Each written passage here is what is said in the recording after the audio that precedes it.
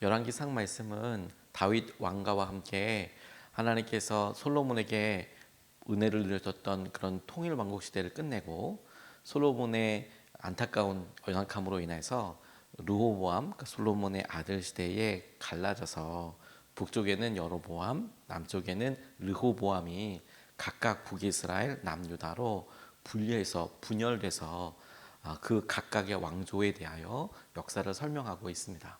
그래서 한번 읽어보면 여러 왕들이 왜 이렇게 많이 나오나 싶지만 북이스라엘의 왕가가 쭉 나오고 남유다를 중심으로 하고 있는 다윗의 왕가가 쭉 소개가 됩니다. 반면에 역대상, 역대하, 그 중에서도 역대하는 남유다의 왕들만 쭉 나와 있어서 약간의 차이를 보이는, 또 역사를 바라보는 관점에서도 차이를 보이는 것을 우리가 주목할 필요가 있습니다.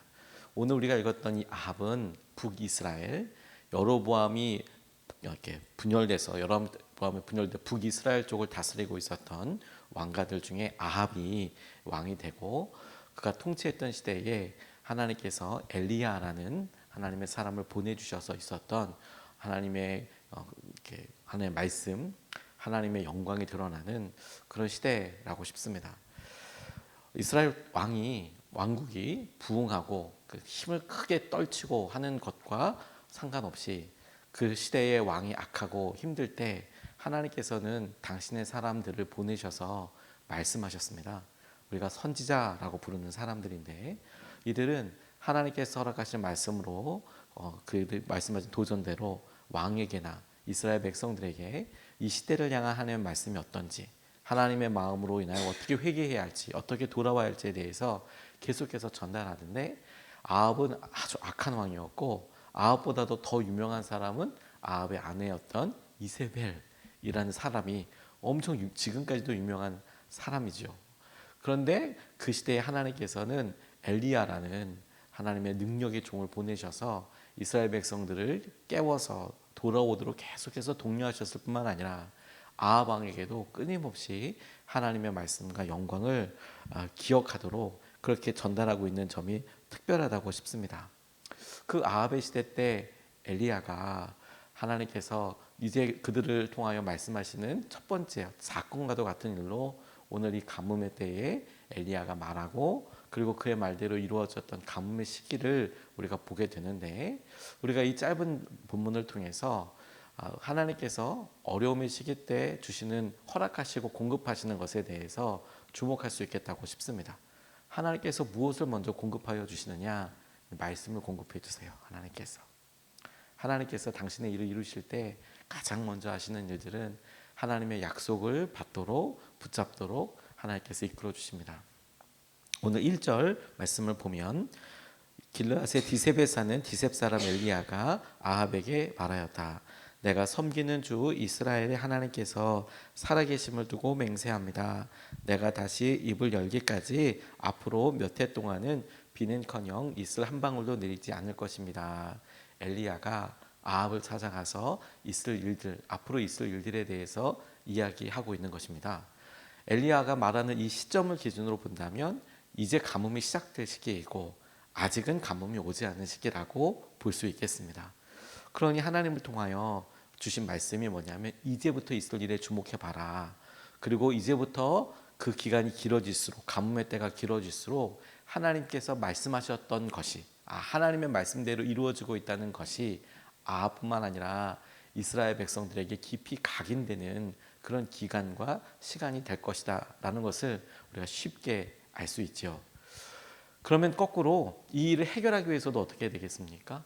이 일을 처음으로 말씀하시고 이런 일이 있을 거라고 이야기하셨던 그분을 의지하게 되는 것, 이게 하나님께서 말씀하여 주시고 그리고 그 말씀대로 이끌어 주시는 방법인 것을, 하나님의 지혜인 것을 우리가 주목해야만 합니다. 악한 시대에 하나님께서 허락하신 것은 당신의 사람과 당신의 말씀이었어요. 하나님은 우리에게 필요한 말씀을 공급하여 주세요.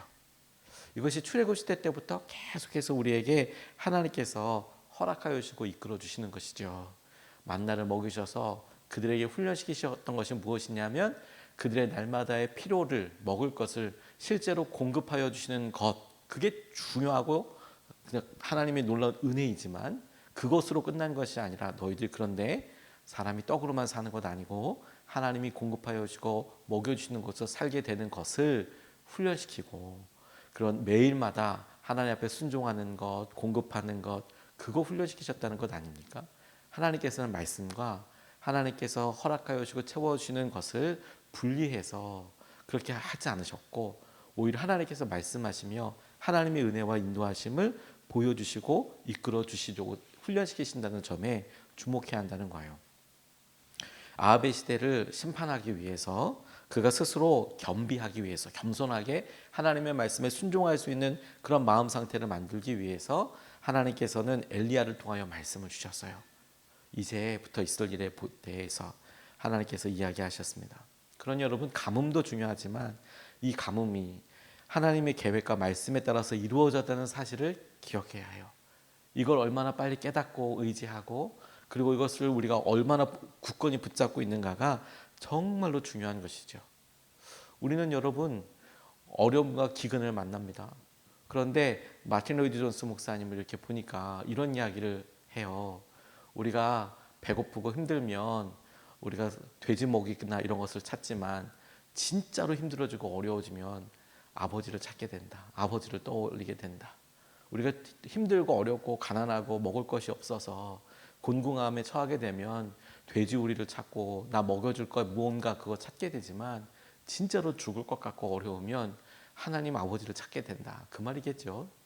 하나님께서 우리에게 말씀하시고 우리에게 관계를 이끌어 주시고 인도하여 주실 때 하나님이 말씀하시며 인도하여 주시는 그 주인공이고 주체 주님이신 것을 우리가 꼭 기억해야 한다는 거예요. 그래야 여러분 우리 삶에 가뭄도 여러 번 만나게 될 터인데 이 가뭄에 있어서 그때그때마다 요행을 바라고 이렇게 만났고 이렇게 됐고 이런 게 아니라 하나님의 말씀을 붙들 수 있는 거예요. 그래서 하나님의 공급하심을 누리고 볼 수 있는 것입니다. 오늘 여러분 우리가 주님께서 우리에게 하신 말씀을 기대하고 그렇구나 오늘도 우리에게 말씀하시고 성령으로 이끌어 주시는 주님을 의지하고 바라보고 말하고 행동하는 하루가 되었으면 좋겠습니다. 두 번째로 주목하게 하시는 것은 하나님께서 공급하여 주신다라는 거예요. 여러분 이거 우리가 너무 잘 알죠. 하지만 우리가 실제로 믿고 주님께서 공급하여 주실 것을 믿기에 오늘 우리의 염려와 걱정도 내려놓고 주님을 바라보며 주님을 기대할 수 있으면 좋겠습니다. 2절에서부터 7절까지 말씀이 엘리야를 먹이신 하나님의 방법에 대해서 나와 있는데 이렇게 나와 있습니다. 주님께서 엘리야에게 말씀하셨다. 다시 말씀하시죠. 그렇죠?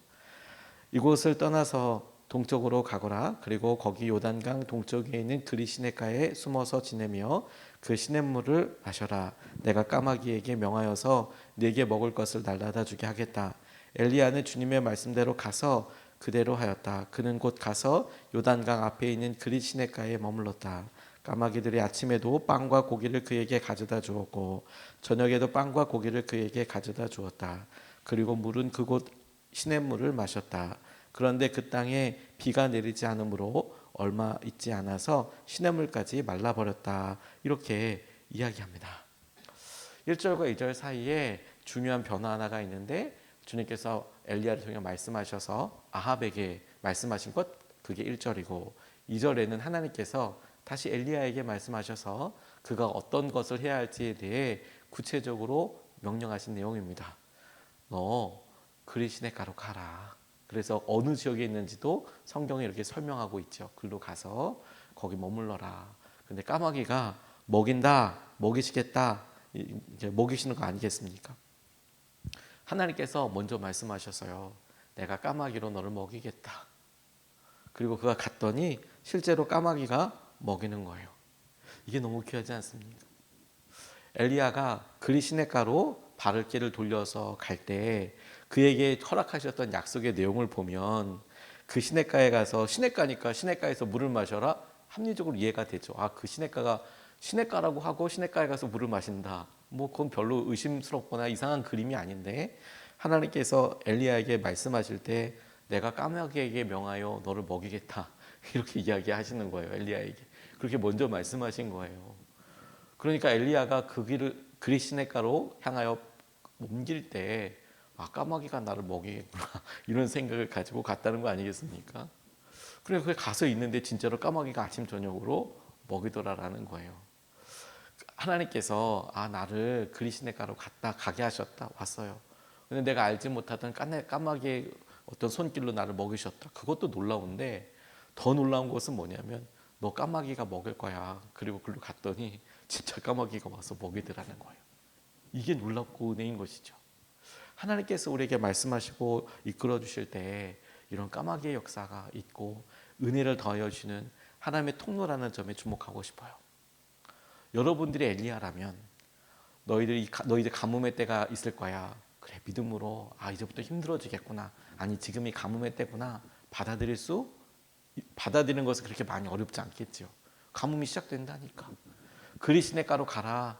거기 어디 시냇가가 있는가 보다 가라. 가볼 수도 있겠죠. 까마귀가 먹을 거다라는 것에 아니 하나님 먹을 걸 먹으려고 그러면 뭐 과실이 많은 데라든지 혹은 내가 수렵 활동 사냥을 할 수 있으면 동물이 많은 데라든지 아니면 어떤 부자인 사람의 어떤 집이나 거처가 있는 곳이라든지 아니면 뭐 평야가 있어서 곡식을 먹기 편한 곳이라든지 나를 먹여줄 수 있는 사람이 있다든지 이게 좀 되게 합리적인데 까마귀를 믿고 가라고 이야기를 하면 여기가 어떻게 믿겠냐는 거예요. 근데 우리에게도 똑같이 적용되지 않겠습니까, 여러분? 하나님께서 네가 설명할 수 없는 방법과 하나님께서 예비하신 손길로 너를 먹이실 거야.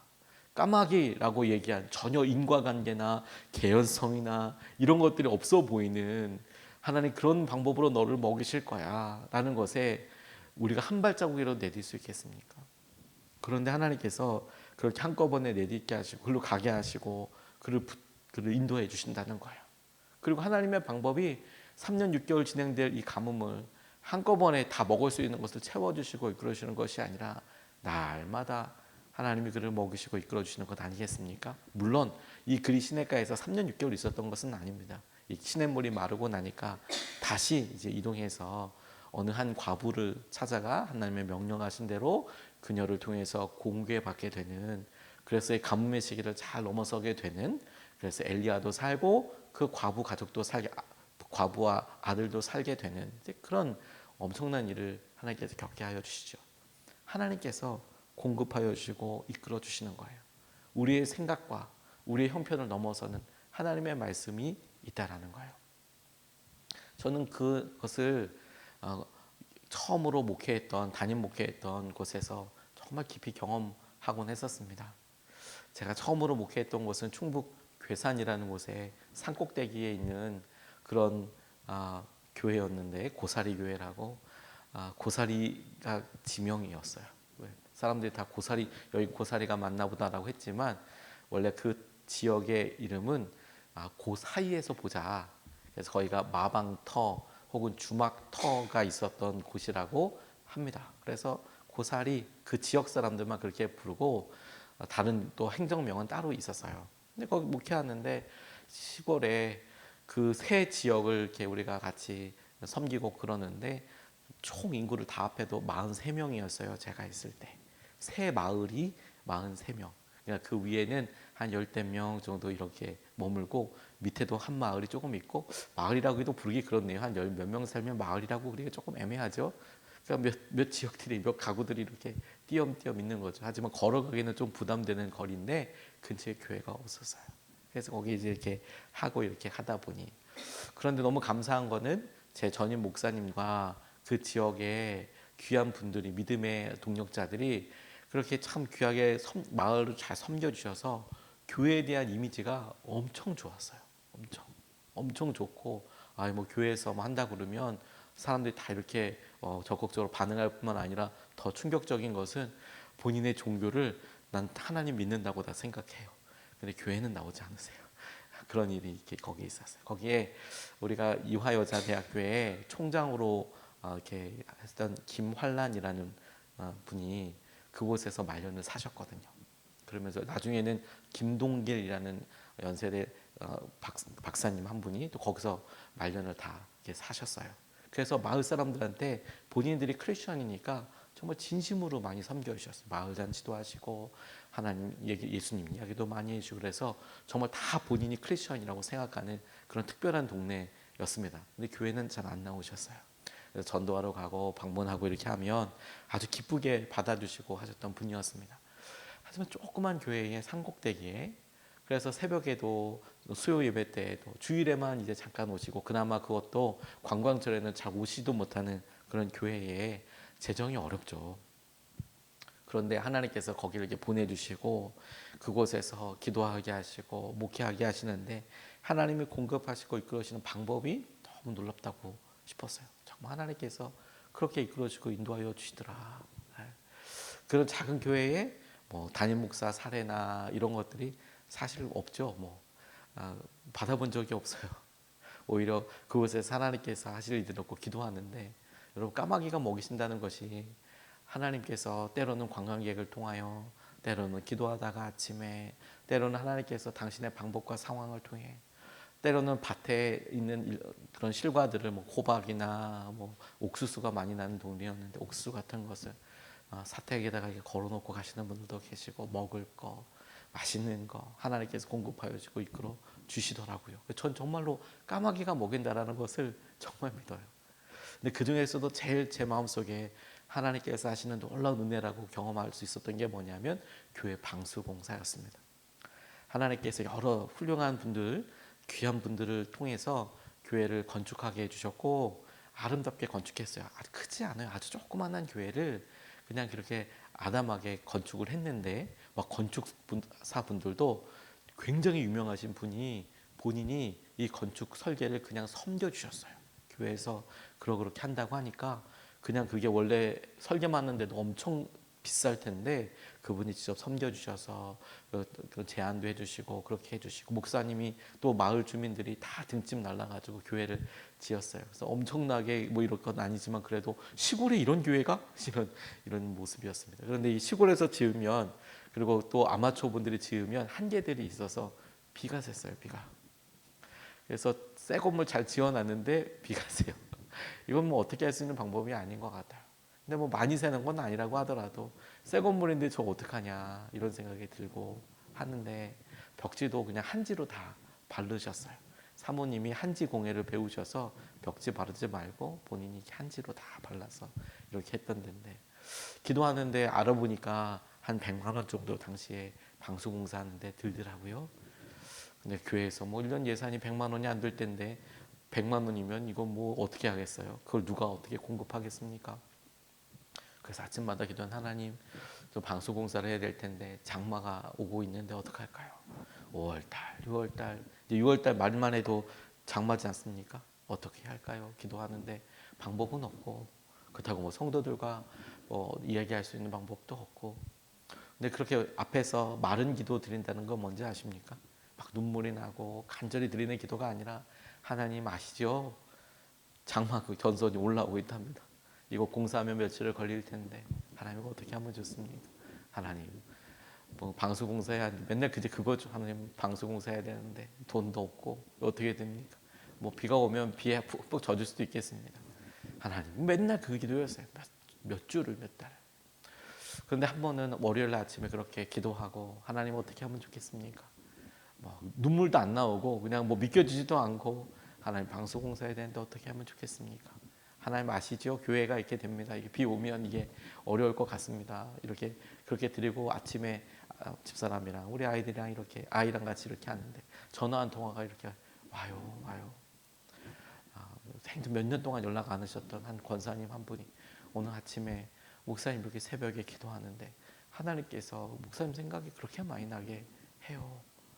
무슨 일이 있으신가요? 이런 얘기 물어보고, 그렇다고 그분한테 방수공사해야 돼요 이렇게 얘기하기도 어렵지 않습니까? 어떻게 하면 어떠세요? 행복하게 목회하고 있어요. 좋아요. 괜찮아요. 이렇게 감사해요 연락 주셔서. 목사님 계좌번호 한 번만 이렇게 불러봐 주세요. 그래서 이렇게 보내드렸더니 딱 이제 방수공사 할 만큼, 어떻게 알았는지 액수를 얘기하지도 않고 방수공사가 필요하다고 얘기하지도 않는데 다 그 액수가 이렇게 들어와 있는 거예요. 그래서 이거 가지고 하나님께서 방수공사라는 건가 보다. 그래서 이제 올라가서 이제 물품을 다 사다가, 그리고 위에서 직접 이제 우리 집사님 한 분이랑 제가 직접 바르고 하고 해서 방수공사 했던 기억이 나요. 하나님께서 필요하고 공급한 것들을 공급해 주시고 만나 주시더라. 여러분, 우리가 하나님이 허락하시고 우리의 아버지 되시는 것을 믿습니다. 아마 우리 다들 이렇게 경험해 보았을 겁니다. 근데 우리가 힘들고 어려워서 두려워서 힘들다면 그게 하나님께서 우리에게 주시는 넘어가야 될 또 다른 은혜의 도전이라고 싶어요. 다시 한번 여러분, 우리가 힘들고 어려우면 돼지우리를 뒤져요. 돼지가 먹는 열매를 우리가 뒤져거려요. 하지만 진짜 배고프면 아버지를 기억하는 거예요. 아버지, 내게 아버지가 있었지. 우리를 공급해 주시는 분은 누구십니까? 우리 하나님 아버지세요. 그걸 우리에게 엘리야를 통해서 기억하여 주시는 거예요. 너희들이 부국과 강성하게 된 것이 니들이 똑똑하고 잘나서 그런 것 같냐? 왜냐하면 아합의 시대 때 북이스라엘이 좀 괜찮았거든요. 고고학적인 자료를 보면 좀 잘 살았어요.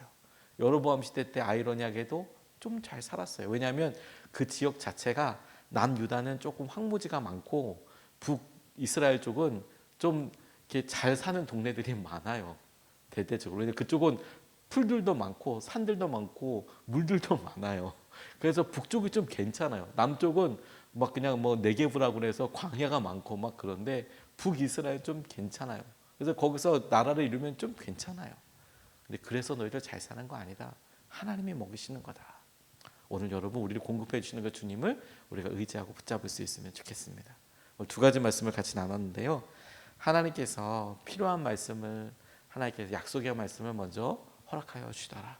하나님 우리에게 말씀하여 주시고 우리가 그 말씀을 따르게 해 주십시오. 두 번째, 하나님께서 말씀뿐만 아니라 필요한 것들을 공급하여 주시더라. 하나님 오늘 우리의 필요를 아시지요. 우리에게는 어떤 분들에게는 재정이, 어떤 분들에게는 지혜가, 하나님 우리가 아들을 대할 때, 우리가 딸을 대할 때, 하나님 우리가 배우자를 대할 때, 부모님을 대할 때 지혜가 부족합니다. 주님께서 우리 필요를 공급해 주시는 거예요. 하나님 우리 삶에 지혜가 필요합니다. 만남이 필요합니다. 에너지가 좀 필요합니다. 마음의 에너지가 주님 공급해 주시고 이끌어 주십시오. 이것을 붙잡고 두 번 나눠서 기도하겠습니다. 첫 번째로, 주님 약속의 말씀을 허락하여 주시고 주님의 말씀대로 살아가게 해주십시오. 오늘 우리가 새벽을 깨우는 이유도 사실 그거 아니겠습니까? 오늘 붙잡아야 될 한 말씀, 하나님께 기도하고 나아가고 떠오르게 하시는 그것 의지하고 살게 하여 주십시오. 하루만큼의 말씀, 하루만큼의 은혜면 충분하겠습니다. 왜? 내일 또 주실 테니까. 주님 약속의 말씀 허락하여 주시고 주님의 말씀대로 살아가게 하여 주십시오. 우리가 첫 번째로 같이 함께 기도하시겠습니다.